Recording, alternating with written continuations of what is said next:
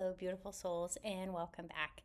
I wanted to continue talking about the Wizard of Oz as a spiritual allegory to kind of help you along your spiritual journey. And today I wanted to talk about Toto, which is the symbol in the movie that represents your intuition. So, Toto is Dorothy's dog, and he is never fooled.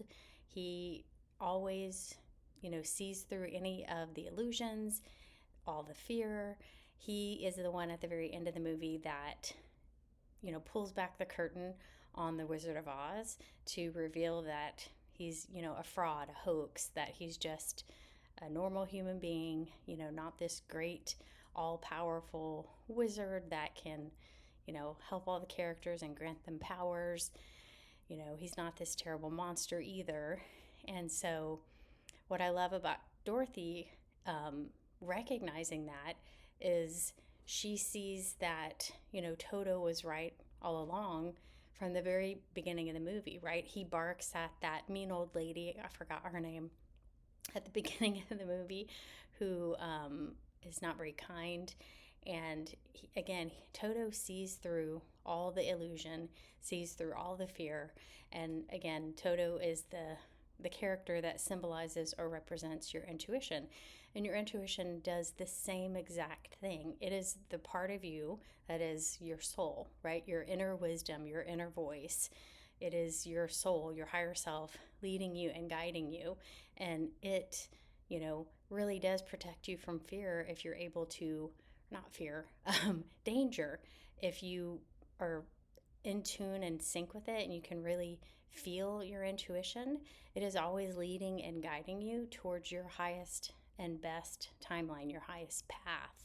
And one of the ways that I've discovered that has helped me, because there's lots of information out there how to connect with your intuition, and really the single defining attribute to me is it is never in your head. It is never, it never comes from overanalyzing.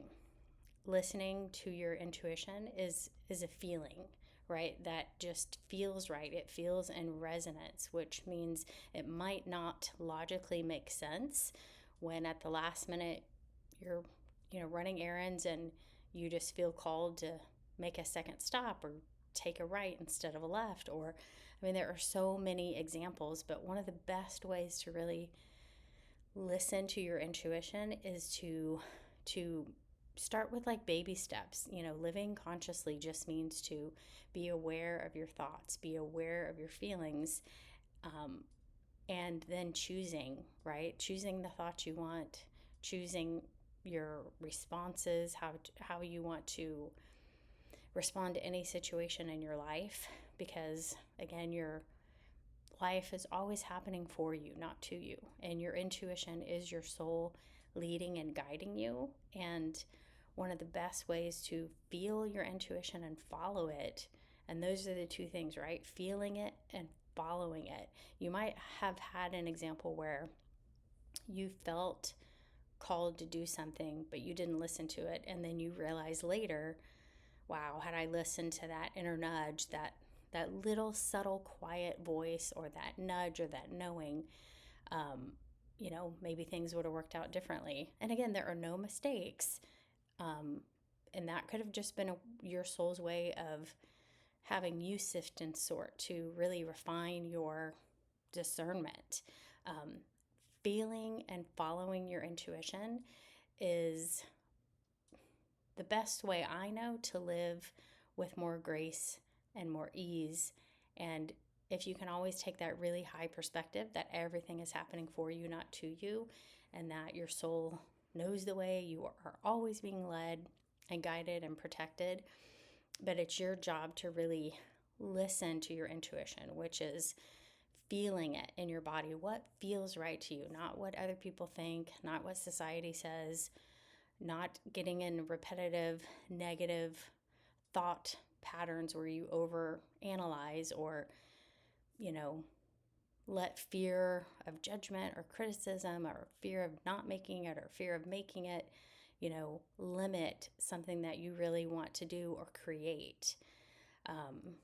listening to your intuition can really change your life. And again, it's a subtle, quiet feeling that feels right to you. It feels expansive. If you feel constricted and fearful, that is not your intuition, right? Your intuition, again, is your soul guiding you. And it usually speaks to you through curiosity, passion, interest, things that light you up, things that excite you. From the smallest mundane little thing, if you have a choice between phoning a friend or washing the dishes, whatever it is, you are literally always being guided on the most minute details of your life. And it's just being consciously aware of that and feeling in resonance with what feels right for you at that time. And you can check in, you can ask your intuition, what would be my best step forward today, and just see what feels right, what drops in. I think the thing that's helped me the most really trust my intuition is knowing that it's not loud, it's not fearful, it's not critical, it's very quiet, it's very subtle.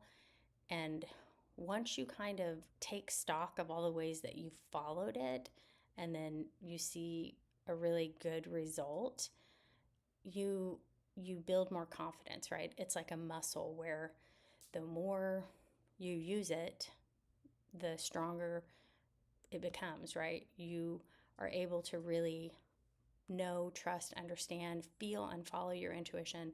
The more you're aware of it, the more you follow it. Because there's a big difference if you feel it, but then you stop yourself from following it because you overanalyze or you overthink.